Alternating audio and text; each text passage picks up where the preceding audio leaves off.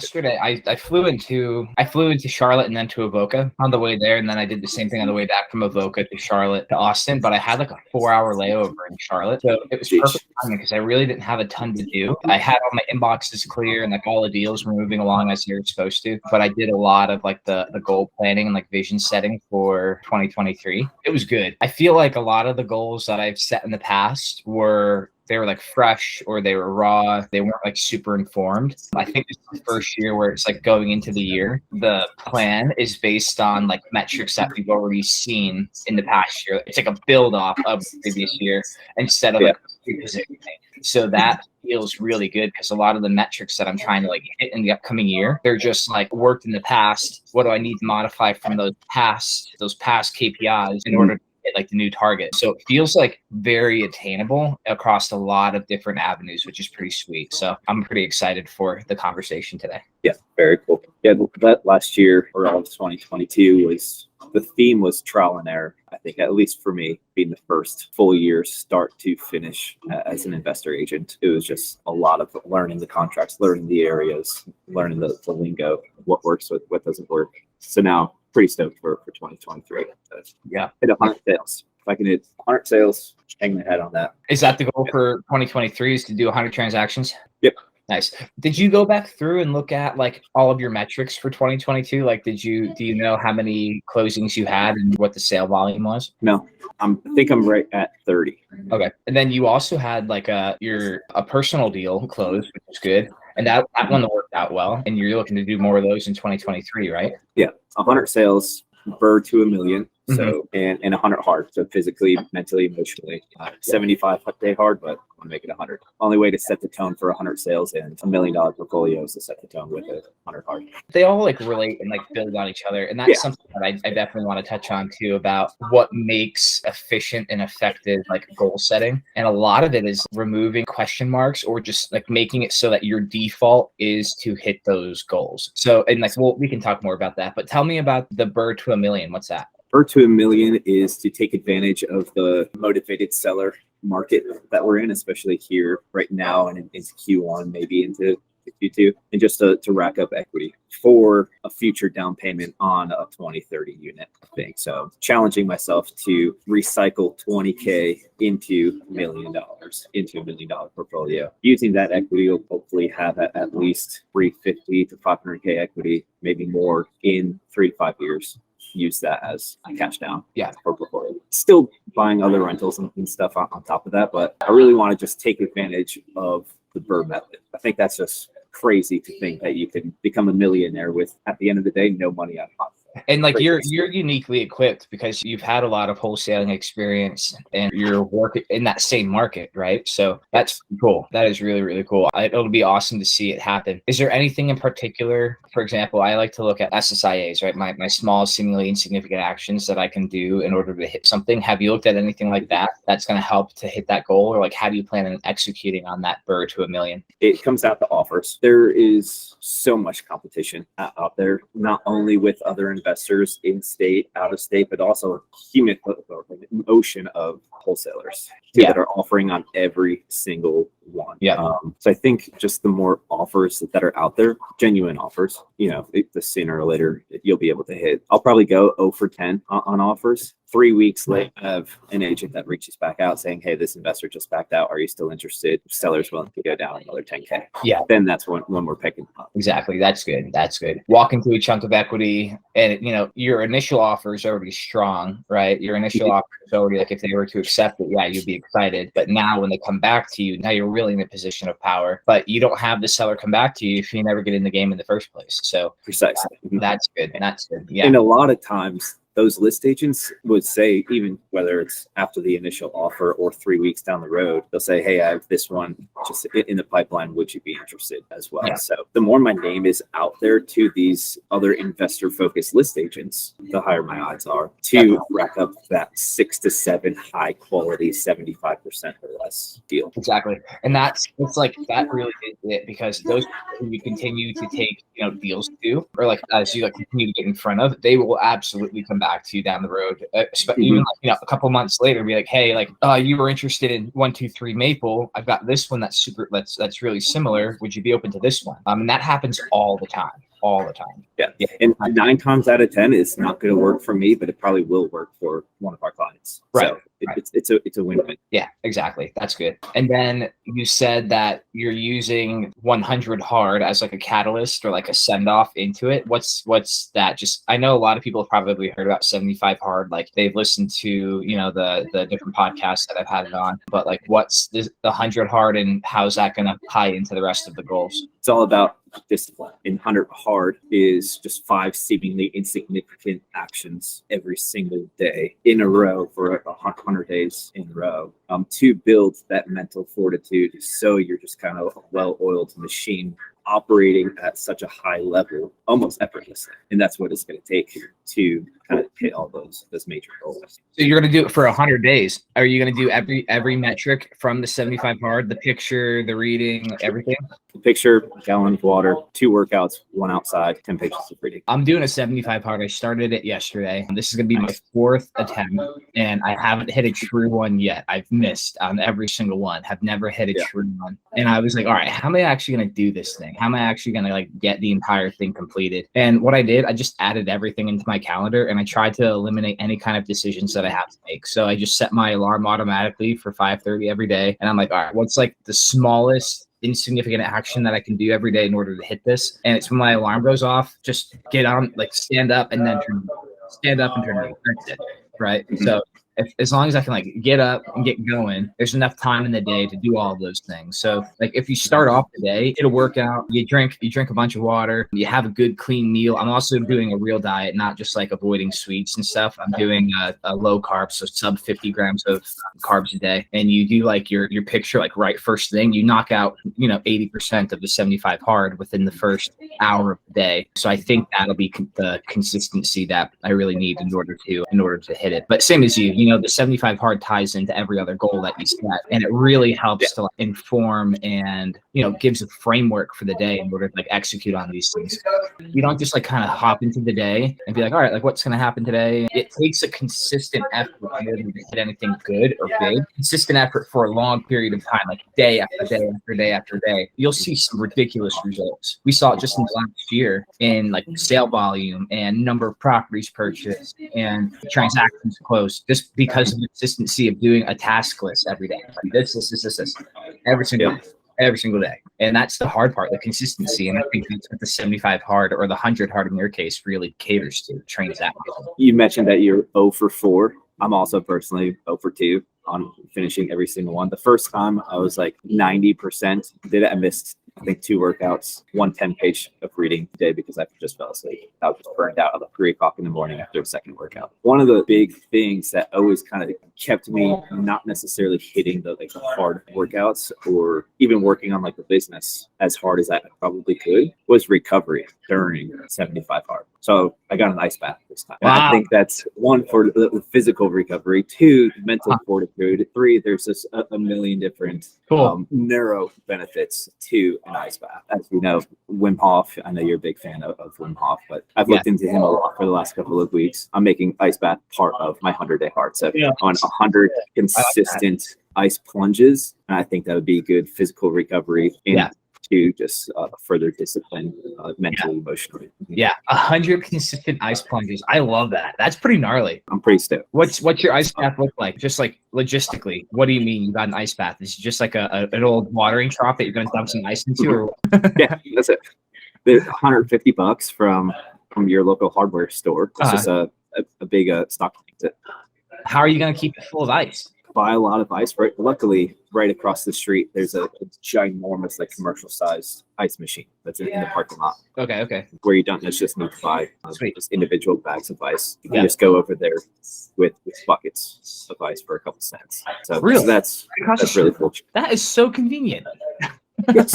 Very convenient. I was thinking other people listening to this wanted to go ahead and get into that same kind of deal. You could go ahead, get the watering trough, and then, dude, it might be worth it just to get like one of those restaurant ice makers. They're really not expensive if you buy them used. Oftentimes, these houses in Austin, especially Southeast Austin, when we sell them, we go into the back or we go into the garage and there's a big old ice maker back there anyway. It's really weird. It's super common. So like if you just let it run for the entire day and had a 5-gallon bucket of ice to use, it might be worth the investment for the mental fortitude aspect. You got to invest in stuff. And for those folks that are not living in Texas, where it's 80 degrees in February, I'm just leaving my thing outside, obviously. So hopefully just the of the night makes it down below 50 degrees, 40 degrees. So hopefully we'll be breaking the bank on ice. Yeah, there you go. Cool. How long are you going to stay in the plunge? At least a cold plunge a day. So just full submerge. Okay, cool. And out. All right, cool. But of course, you'll need those recovery times where you need at least 10, 15 minutes from there, but at least full submerge in ice every single day. So your goal is to do 100 plus transactions. Do you have like SSIAs, small seemingly insignificant actions that you're doing to hit that number, or anything that you're going to change from the previous year into the upcoming year in order to hit 100 instead of 30? Because a triple, like, it sounds silly, but you can definitely do 3x the volume, like 1,000%. But like, is there anything in particular that you're going to change or alter in order to hit 100 instead of 30? The hot clients, I had way too many very hungry clients slip through the cracks and go into contract with either another realtor or a wholesaler. Yeah. Especially having so many clients in the burr flip category. They're getting flooded with deals from wholesalers every single day. So I think just keeping those guys in front of me every day. Yeah. They are in our CRM in follow-up boss, but not necessarily like on the side of my screen. So during my better months, my 6 to 7 closing months, I always had my hot clients right on my whiteboard right next to me. So I was always kind of turning around. If there was ever a dull moment in the day, I always swivel my chair and I looked at that list. And since moving over to follow-up boss and everything being electronic, I kind of got away from my whiteboard. Yeah. So that's when I saw a dip. And they weren't quite as consistent. They started actually falling through the cracks, which is complete opposite of what the CRM is supposed to do. So I think at least it has to have a different system. You know, like every system works different for other people. A sticky note on the side of the computer or on the whiteboard, like, rock on, dude. There's multi-billion-dollar companies that have been built on a whiteboard. That's a good point. What about you? What are your major things to hit that 100 million mark? I write down like everything, and I've been trying to like have my goals posted everywhere. Like they are in 4 locations. There's one here on my whiteboard. There's one right at the base of my computer. There's one in the little printout thing. I don't know why. I just thought that would be like a good spot to keep one in the little printer. It just stays on the bottom of the printer. So every time I print something, I see it. And then I got it in my wallet too. So I got like the little piece of paper I carry with me in my wallet all the time. And dude, it's pretty, I get excited every time I read this thing. And at the top, so on the back, I just like wrote my other goals that I have, right? So 1, sell $100 million worth of real estate. My goal for the team though, for Aaron and Mike, I want to do 100 million in sales, but I want it to be over 300 transactions. That means each one of them will earn about 160 grand, right? So like, that'll be awesome. I want to do 300 transactions, $100 million in sale volume, purchase a 30 plus unit apartment building. So get away from the floors, you know, the 2s and 4s, get up into the big stuff, purchase Rodix, 100 acres in Pennsylvania, complete a true 75 hard, which I'm going to do it this time. This is the one. This is the one.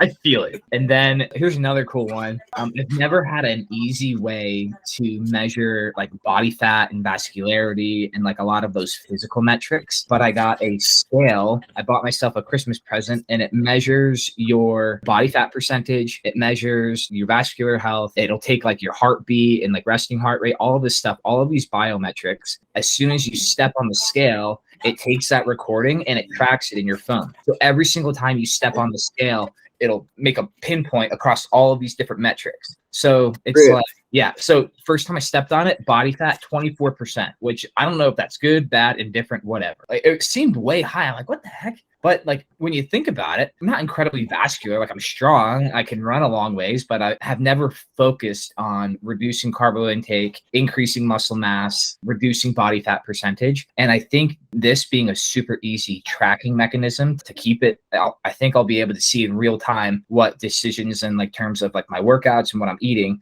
how that impacts the body fat percentage.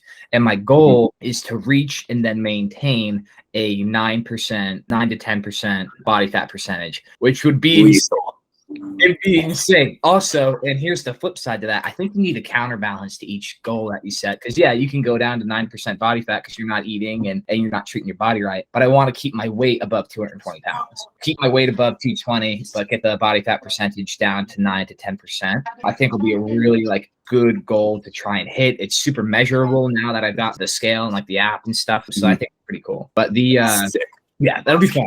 It's gonna be a lot of fun. And the 75 hard is a good send off into that, right? So the low carb diet, the consistent workout, those types of things. So that'll be a good help. And then like, here's something that I think is gonna be like really good. And I've been reading through this every day. And I have a question at the top of the goals. And it just says how to sell 100 million in 2023. And it's like, I've reiterated it multiple times and like gone through it. And I really think this is how we'll do it. So I've got like the KPIs, right? Your key performance indicators. So I need at least 60 leads coming in per week, right? So it just starts with lead flow. How are you generating that lead flow? So 60 leads a week. If I'm hitting that number, I know that we're tracking in the right direction toward 100 million. So that's very top of the funnel. How many leads are coming in your CRM this week? The next is going to be calls, right? So I'm going to set up 4 calls per week with a bunch of people. And I